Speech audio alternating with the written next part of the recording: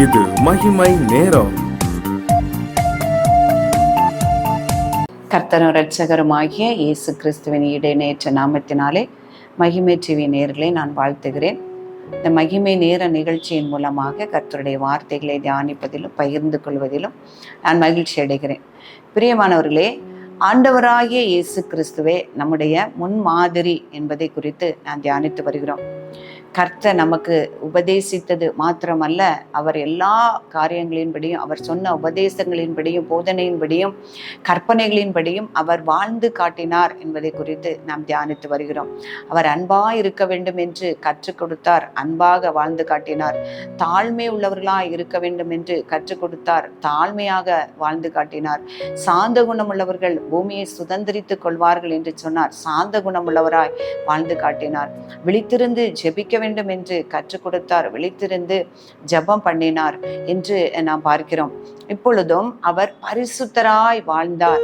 நாம் பரிசுத்தமாய் வாழ வேண்டும் என்று கற்பித்தவர், அவர் பரிசுத்தராய் வாழ்ந்தார் என்பதை குறித்து நாம் தியானிக்க இருக்கிறோம். யோவான் 8ஆம் அதிகாரம் 46ஆம் வசனம், என்னிடத்தில் பாவம் உண்டென்று உங்களில் யார் என்னை குற்றப்படுத்தக்கூடும்? நான் சத்தியத்தை சொல்லியிருக்க நீங்கள் ஏன் என்னை விசுவாசிக்கவில்லை? ஆண்டவராகிய இயேசு கிறிஸ்து சொல்லுகிறார், என்னிடத்தில் பாவம் உண்டென்று உங்களில் யார் என்னை குற்றப்படுத்த வேண்டும்? பிரியமானவர்களே, நாம் நினைக்கலாம் இயேசு கிறிஸ்து பாவம் இல்லாத பரிசுத்தர், அவர் உன்னதமானவருடைய குமாரன், அவரிடத்தில் எப்படி பாவம் உண்டாகும் என்று நாம் பார்க்கலாம். ஆனால் அவர் மனுஷராக பிறந்தார், அவர் நம்மை போல சோதிக்கப்பட்டார், நம்மை போல அவரை குற்றப்படுத்தினார்கள். ஆண்டவர் அதான் தைரியமா சொல்றாரு, என்னிடத்தில் யார் பாவம் உண்டென்று யார் என்னை குற்றப்படுத்தக்கூடும்? அநேகர் அவரோடு கூட வாழ்ந்த ஒவ்வொருவரும், அந்த யூதர்கள், பரிசேயர்கள், வேதபாரகர் எல்லாரும் அவரை குற்றப்படுத்தும்படியே முகாந்திரத்தை தேடிக்கொண்டிருந்தார்கள் என்று வேதத்தில் அநேக இடங்களிலே நாம் பார்க்க முடியும். அந்த பரிசேயர்கள் அவரை எப்படியாவது ஓய்வு நாளிலே சுஸ்தமாக்குகிறாரா, அல்லது கற்பனைகளை மீறி நடக்கிறாரா, நியாயப்பிரமாணத்தை மீறி நடக்கிறாரா என்று அவர் பேச்சிலே அல்லது வாய்மொழியிலே அவரை குற்றப்படுத்த வேண்டும் என்றே அவரிடத்திலே மிகவும் நெருக்கினார்கள் என்று பார்க்கிறோம். எப்படியாவது அவரை குற்றப்படுத்தி அவரை குற்றவாளி என்று காண்பித்து அவரை கொலை செய்ய வேண்டும் என்று அவரை குற்றப்படுத்துவதற்காக பல முகாந்திரங்களை அவர் தேடினார்கள் என்று பார்க்கிறோம். அவரிடத்திலே போய் அந்த பாவியான ஸ்திரீயை குறித்து அவரை நியாயப்பிரமாணத்தின்படி அவரை கல்லறிய வேண்டும், என்ன செய்யலாம்? அதே போல ராயனுக்கு வரி கொடுக்கிறது நல்லதா என்று அவரிடத்துல கேட்கிறார்கள். ஆண்டவர் சொல்லுகிறார், தெளிவாக சொல்லுகிறார், இந்த அந்த நாணயத்தை கொண்டு வாருங்கள், அந்த நாணயத்தில் உள்ள மேலொப்பம் யாருடையதா இருக்கிறது என்று பார்த்து ராயனுக்குடையதை ராயனுக்கும் தேவனுடையதை தேவனுக்கும் செலுத்துங்கள் என்று அவர் ஒவ்வொரு வார்த்தையும் அவர் ஞானமாய் அவர் வெளிப்படுத்துகிறதை பார்க்கிறோம். எந்த இடத்திலும் அவர்கள் குற்றப்படுத்த முடியாதபடி பொய்யான காரணங்களுக்காக அவரை பாவமாக்க, அவரை குற்றவாளி என்று அவர் தீர்ப்பதற்காக முயற்சி செய்தார்கள் என்பதை நாம் பார்க்க முடியும். அதான் எபிரேயர் புஸ்தகத்தில் எழுதியிருக்கிறது, நம்முடைய பலவீனங்களை குறித்து பரிதவிக்க கூடாத பிரதான ஆசாரியர் நமக்கு இல்லாமல். அப்போ நினைக்க நம்ம மாதிரி பலவீனம் அவருக்கு வந்திருந்தா தெரியும் கூட நம்ம நினைக்கலாம். ஆனாலும் எல்லா விதத்திலும் அவர் சோதிக்கப்பட்டோம், நம்மை போல அவர் சோதிக்கப்பட்டோம்.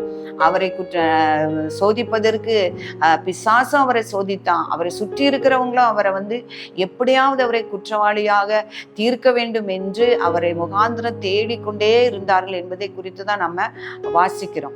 அப்போ நம்மை போல சோதிக்கப்பட்டோம், அவர் பாவம் இல்லாது இருக்கிற பிரதான ஆசாரியரே நமக்கு இருக்கிறார். அதான் ஆண்டவர் தைரியமா சொல்றாரு, என்னிடத்தில் பாவம் உண்டென்று யார் என்னை குற்றப்படுத்த முடியும் என்று சொல்லுகிறார்.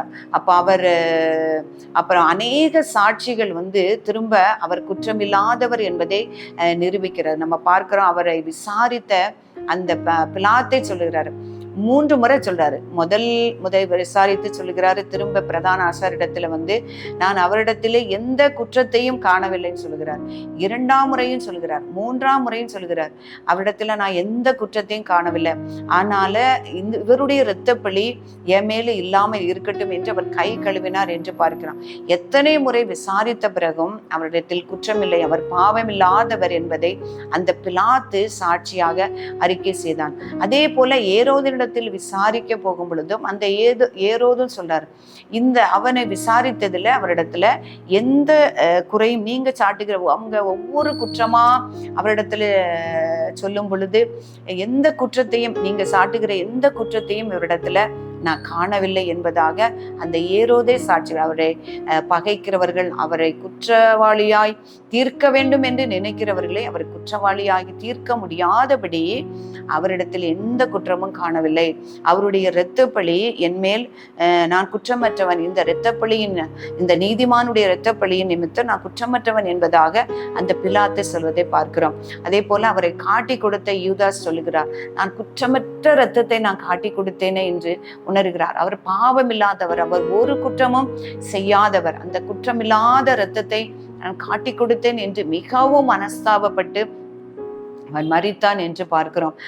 அவர் உயிர்த்த பிறகு அந்த பேதுரு அந்த யூதர்களை பார்த்து சொல்றார், அவரை சிலுவையில் அறைந்தவர்களே, அவர் பரிசுத்தமான ஒரு இரத்தத்தை நீங்க என்ன செய்தீங்க, ஜீவாதிபதியை நீங்க கொலை செய்தீங்க, பரிசுத்தமும் நீதி உள்ளவர்களை நீங்க மறிதளித்து ஜீவாதிபதியை கொலை செய்தீர்கள் என்று பார்க்கிறோம்.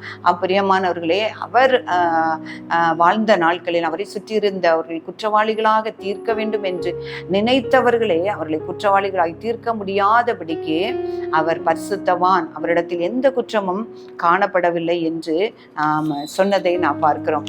பிரியமானவர்களே, அவர் உண்மை உள்ளவராய் பரிசுத்தம் உள்ளவர்களாய் அவர் காணப்பட்டார். அப்போ அவர் பாவமாகினார். இப்படி நம்முடைய பாவங்களை சுமந்தது நிமித்தம் அவர் நம் பாவமாகினார் என்று பார்க்கிறோம்.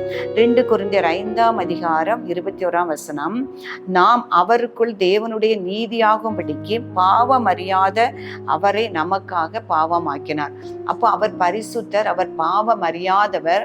நம்முடைய அகில உலகத்தின் பாவங்களை எல்லாம் சுமந்தது நிமித்தம் அவர் பாவமாக்கினார். தேவன் அவரை நொறுக்க சித்தமாகி நம்முடைய பாவங்களை எல்லாம் அவர் மேல் சுமத்தி அவரை பாவமாக்கினார் என்று பார்க்கிறோம். ஆனால் அவர் ஒரு குற்றமும் செய்யாத அவர் உன்னதமான பரிசுத்தர் என்பதை நாம் வேதத்திலே நாம் பார்க்க முடியுது. பரிசுத்தமாக குற்றமற்றவராய் நியாயப்பிரமாணத்தை எல்லாம் நிறைவேற்றுகிறவராய் காணப்பட்டார்.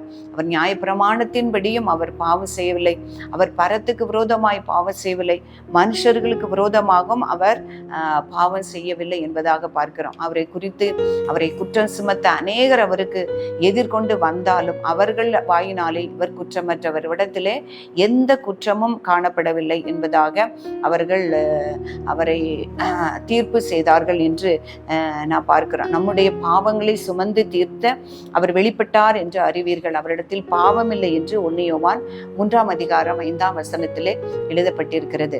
பிரியமானவர்களே, நம் ஆண்டவராகிய இயேசு கிறிஸ்து அவரை விசுவாசிக்கிறவர்களுக்கு எப்படி நடக்க வேண்டும் என்பதை அவர் போதித்து உபதேசித்து அவர் எல்லா சுவாபங்களிலும் வாழ்ந்து காட்டினார் என்று நாம் பார்க்கிறோம். அவர் நீங்கள் அன்பாய் இருக்க வேண்டும் என்று கற்றுத்தந்தார். அவர் அன்பாக இருந்து காண்பித்தார். தாழ்மை உள்ளவர்களாய் இருக்க வேண்டும் என்று அவர் தாழ்மையினாலே நம்மை கற்றுத்தந்தார். சாந்த குணம் உள்ளவராய் இருந்தார். அப்ப எல்லாரிடத்திலும் இரக்கம் உள்ளவராய் மனதுருக்கம் உள்ளவராய் காணப்பட்டார். அந்த மனதுருக்கத்தை அவர் நம்மிடத்திலே எதிர்பார்க்கிறார். அதே போல ஜெபிப்பவராக காணப்பட்டார், பரிசுத்தம் உள்ளவர்களாக காணப்பட்டார்.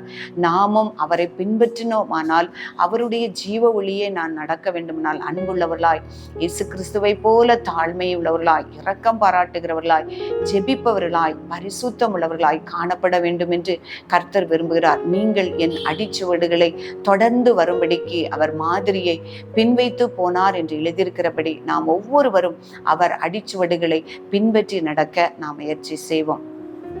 நாம் ஜெபிப்போம்.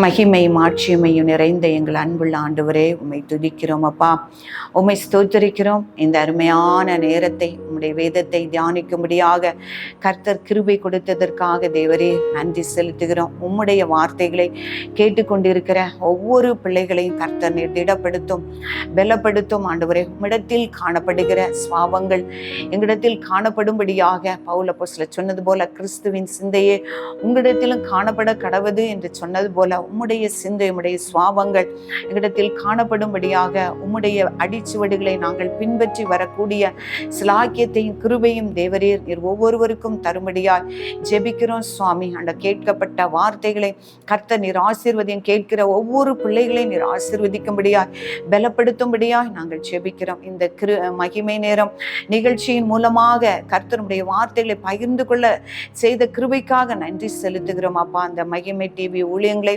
கர்த்தருடைய கரத்திலே நாங்கள் ஒப்பு கொடுக்கிறோம் சுவாமி. ஆண்டவரே, நீர் மகிமைப்படும்படியாக, உம்முடைய சித்தம் நிறைவேறும்படியாக, நீர் நினைத்திருக்கிற காரியங்கள் இந்த ஊழியங்களின் மூலம் நிறைவேறும்படியாக கர்த்தர் நீர் ஆசீர்வதித்து தரும்படியாய் ஜெபிக்கிறேன்.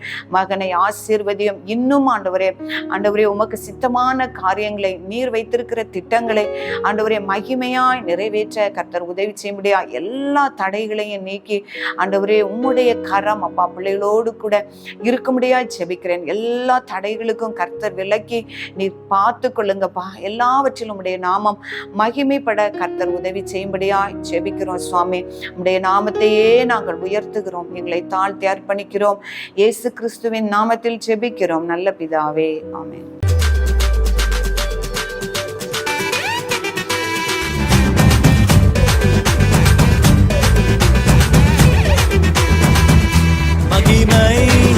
மகிமை